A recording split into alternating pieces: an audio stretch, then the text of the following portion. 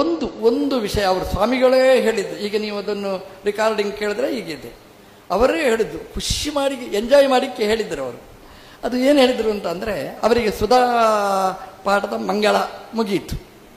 ಆವಾಗ ಸತ್ಯಜ್ಞಾನ ತೀರ್ಥರು ಕೇಳಿದ್ರಂತೆ ಸ್ವಾಮಿಗಳ ಹತ್ರ, ನೀವಿನ್ ಮುಂದೆ ಏನು ಮಾಡ್ತೀರಿ ನೀವು ಅಂತ.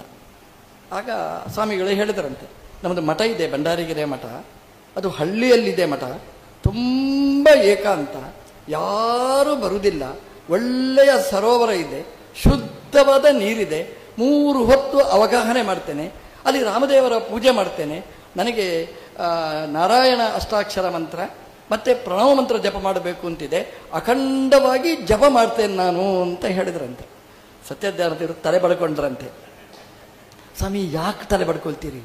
ಅಯ್ಯೋ ನನ್ನ ಸುಧಾ ಹಾಳಾಯಿತು, ನನ್ನ ವ್ಯಾಸತ್ರಯ ಹಾಳಾಯಿತು ಅಂತ ಹೇಳಿದ್ರಂತೆ. ಯಾಕೆ ಸ್ವಾಮಿ? ಅಲ್ಲ, ನಾನು ಪಾಠ ಹೇಳಿದ್ದು ಇನ್ನೊಬ್ಬರಿಗೆ ಹೇಳಿಕೊಡಿ ಅಂತ.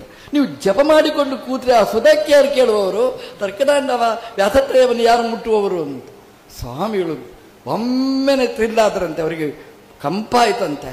ಅವರು ಸ್ವಾಮಿಗಳ ಹತ್ರ ಹೇಳಿದ್ರಂತೆ, ಇಲ್ಲ ತಪ್ಪಾಯಿತು, ಹಾಗಿಲ್ಲ, ಇವತ್ತಿನಿಂದ ನಾನು ಸುಧಾಪಾಠ ವ್ಯಾಸತ್ರಯ ಪಾಠ ಇವತ್ತಿನಿಂದ ಬಿಡುವುದಿಲ್ಲ, ಕೊನೇ ತನಕ ಇದನ್ನು ಪಾಠ ಪ್ರವಚನದಲ್ಲಿ ನಾನು ಇಟ್ಕೊಳ್ತೇನೆ ಅಂತ ಹೇಳಿದರು ಅಂತ. ಆಗ ಅವರು ಸ್ವಾಮಿಗಳು ಸತ್ಯಜ್ಞಾನ ತೀರ್ಥರು ಹೇಳಿದೊಂದು ವಾಕ್ಯವನ್ನು ಉದ್ಧರಿಸಿದ್ರು.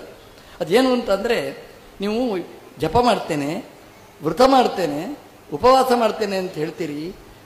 ಅವರು ಹೇಳಿದ ಮಾತು ಸತ್ಯಜ್ಞಾನ ತೀರ್ಥರು, ವೃತೋಪವಾಸವು ವಿಧವಾ ಯತೀನಾಂ. ಅದಕ್ಕೆ ಅವರ ಅರ್ಥ ಹೇಳಿದ್ದು ಹೀಗೆ, ವಿಧವಾನಾಂ ಯತೀನಾಂಚ ಅಲ್ಲ, ವಿಧವಾ ತುಲ್ಯಾನಾಂ ಯತೀನಾಂ ಅಂತ ಅದಕ್ಕೆ ವ್ಯಾಖ್ಯಾನ ಮಾಡಿದ್ರು ಅಂತ ಸ್ವಾಮಿಗಳದನ್ನು ಅವರು ಹೇಳಿದ್ರು.